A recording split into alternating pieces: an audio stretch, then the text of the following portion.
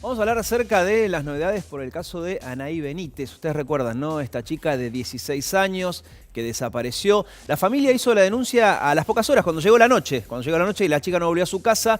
Afortunadamente la policía tomó la denuncia, empezó la búsqueda, pero lamentablemente ustedes saben, no apareció su cuerpo. En este momento están indagando a un segundo detenido. Es un hombre que vive a 300 metros de donde se halló el cuerpo de esta chica. Utilizaron un perro de esos que están entrenados para oler prendas de la víctima y ver dónde pudo haber estado. Bueno, fue derecho a la casa de este hombre que ahora está siendo indagado. Hay otras pruebas en su contra que no vamos a enumerar en este momento. Ustedes recuerden que es el segundo detenido. El primero había sido el profesor de matemática de Anaí, que se cree que quizás en algunas horas sea liberado porque no encuentran pruebas en contra de él. Pero más allá del disparador, de este terrible caso de Anaí, queremos hablar de los femicidios. Según la Casa del Encuentro, es una ONG, de hecho muchas de las personas que trabajan en esta ONG pasaron por este programa.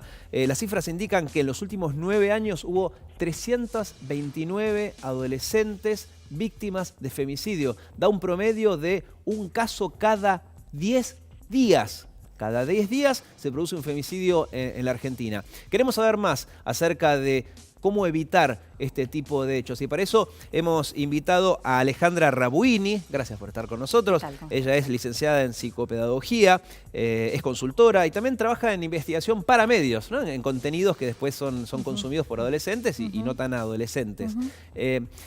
Me contabas hace un ratito que a vos te gustaba o te interesa hablar acerca de la prevención, que a veces tiene que ver con el diálogo con los chicos. Que yo te cuento, tengo 3. Tengo una hija adolescente de 16, tengo uno de 12 y tengo el de 6. Y desde que nació mi primera hija, con mi esposa dijimos, si queremos que nos cuente algo, cuando sea adolescente tenemos que arrancar ahora, preguntándole por los Teletubbies, cuando al año y pico ya empieza a hablar, porque después es difícil. Yo con mis papás no tenía mucho diálogo. ¿Va por ese lado? ¿Qué se puede hacer? Bueno, gracias por la invitación. A mí me parece interesante el enfoque de lo preventivo porque generalmente estas estadísticas que vos planteabas son realmente demoledoras, ¿no? Cuando nosotros escuchamos esto, hay una parte nuestra que se paraliza pensando, bueno, esto está increyendo, esto es algo que está sucediendo. ¿Qué puedo hacer yo? A ver, ¿qué puedo hacer yo en mi entorno cercano y también en un entorno más amplio, ¿no?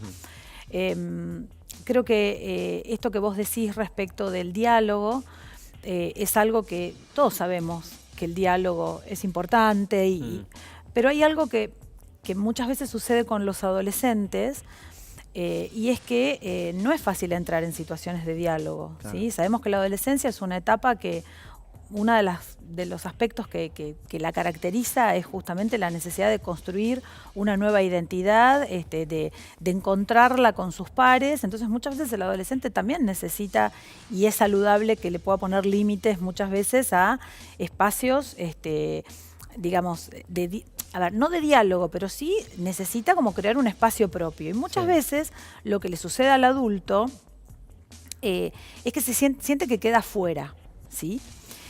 A eso le tenemos que agregar, si pensamos en la adolescencia de hoy, que seguramente difiere mucho de nuestra adolescencia, el tema de las redes, ¿no? El impacto que tiene la vida, ¿no? Dentro y fuera de las redes, ¿sí? Hay una vida que los adolescentes tienen dentro de las redes, ¿sí? Las redes se han transformado en un medio de comunicación por excelencia. Ahora, vos trabajás tanto con adolescentes como muchas veces con padres de adolescentes. El hecho de que los chicos o los jóvenes estén metidos con las redes, medio que ya lo sabemos todos. Ahora, la cuestión es cómo intervenimos exacto, nosotros. Claro, porque para no ser bueno, invasivo, a esto quería para no llegar. efecto Bueno, contrario. a esto quería llegar, digamos. Hay un lugar donde, digamos, como adultos nos sucede que muchas veces nos preguntamos cómo intervenimos, porque también es necesario que el adulto tenga su espacio, el adolescente tenga su espacio propio. Sin ¿sí? tener que espiar, porque ahí se pierde el chiste. Sin tener que espiar. Que haya diálogo, porque si va a investigar. Exactamente. ¿Y cómo se hace? Y yo creo que acá, digamos, el gran desafío que todos tenemos es cómo cómo crear, ¿no? Y hablo de creatividad, cómo crear conexión desde lugares construyendo lugares nuevos donde nos podemos encontrar. Yo sé que suena muy lindo, Sí, pero uno pero en dice, la práctica, ¿cómo lo hago? sí. Sí, ¿cómo lo hago? Y yo acá, ¿sabes qué? Siempre apelo a esta conexión inicial que uno tiene con un hijo. Vos decías recién lo que te había pasado a vos como papá cuando había nacido tu primer hijo. Vos decís, empecemos desde ahora. Hay un espacio de conexión. Sí, preguntándole por los dibujitos animados. Después pasás a tener que, no sé, al menos averiguamos con mi esposa, bueno, los grupos de música que le gustaban. Y yo me aprendí los nombres de los 5 de One Direction, después me enteré el primero que se separó. Bueno, acá hay algo que es importante, que es que para poder conectar con el adolescente necesariamente tenemos que, como adultos, salir de un espacio, de una zona de confort, en donde muchas veces lo que esperamos es que se acerquen ellos y se adapten a nuestros códigos. Claro. Y acá de lo que se trata es de encontrar un punto de intersección. Al revés, ahí es uno el que tiene que acercarse a ellos. Es uno el que tiene que acercarse, es uno el que tiene que intentar entrar en código sin invadir, o sea, es esta línea, digamos, esta línea sutil, claro, de no invadir.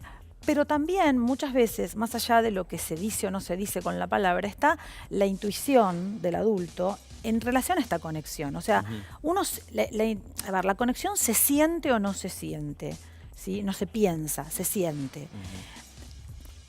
Yo creo que esta es un área de la cual se habla poco, ¿sí? O sea, obviamente estamos bombardeados por información, estamos bombardeados incluso, digamos, dentro de las redes también se instalan muchas veces modos de resolver los conflictos, ¿sí? Y creo que, digamos, justamente nuestro trabajo como adultos, con menores, donde todavía tenemos una responsabilidad, ¿sí?, en la crianza, tiene que ver con ¿Cómo hacemos para construir estos caminitos o estos puentes que por ahí no nos van a decir los demás cómo lo tenemos que hacer? Claro. Tenemos que y creo que una de las claves es salir de esta zona de confort y empezar a ver, bueno, por dónde entro en código con el otro. Recién estaba pensando, Alejandra, porque lo que te trae es esta terrible noticia de un nuevo femicidio, ¿no? Entonces llegamos a que el diálogo con los adolescentes es importante, que el diálogo tiene que ser fluido, sentirlo, lo que acabas de decir. Ahora, yo imagino mucha gente que estará pensando, bueno, ¿y eso cómo ayuda a descender o anular, ¿no? La cifra de femicidios? Ahí vamos. ¿Tendrá que ver con el tema de cómo uno como adulto puede asesorar a los chicos? Por ejemplo, Anaí se supo ahora, caminaba por un lugar que era un descampado, que no estaba iluminado, que era un lugar muy peligroso. Pero bueno, lo solía hacer a veces acompañada y a veces sola. Entonces yo digo, y no está bueno que haga eso. Pero claro, si los papás quizás no tenían la menor idea de lo que estaba haciendo ella. Sí, pero acá también hay una cuestión que es importante, ¿sí? Estamos hablando de lo preventivo. Y en lo preventivo 2 más 2 no es 4. Tampoco es que porque hagamos esto, digamos, acá hay una sumatoria de variables que se Entiendo, suman. nada pasa por una sola cosa. Y esto es muy importante entenderlo, porque una de las cosas que sucede frente a esto es que hay una parte de todos que queda impotentizada, ¿no? Piensa, bueno, y sobre todo estamos hablando del entorno cercano. ¿Qué no hice? ¿Qué hubiera pasado sí? ¿Qué no hice? Y yo creo que esta es la pregunta, ¿sí? Y en ese que no hice, obviamente hay un alcance de lo que nosotros podemos hacer. Y también hay otros factores que son externos y que la conjugación de esos factores puede generar o no. Y también, y acá quiero decir algo más, digo, también hay determinadas situaciones o determinados hechos que suceden cuando también hay una habilitación interna para poder hacerlo. Estamos hablando de situaciones que tienen que ver con decidir terminar con una vida, ¿no? Acá hay concretamente hablando de la palabra suicidio, digamos, para que esto suceda, no suceda solamente por factores externos. Tiene que haber una conjugación. Con reducir riesgos, ¿no? Sería algo así. Tiene que ver con reducir riesgos y discúlpame, y acá quería llegar. Tiene que ver con este concepto de redes, ¿sí? Cuando nosotros sentimos que podemos hacer red con el otro, esto tiene que ver con la confianza, acá es donde podemos empezar a generar un cambio. Y acá es donde podemos empezar como a jugar este antídoto, ¿sí?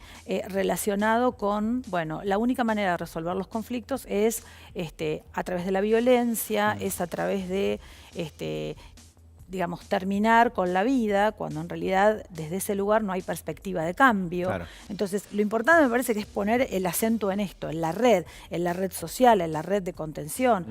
Concretamente, digamos, situaciones de violencia. Bueno, a ver, ¿qué es lo que permite que esto se cambie? Siempre terminamos saber que me puedo apoyar en una red donde otros me van a ayudar. Si no, quedo atomizada y no puedo salir de ahí.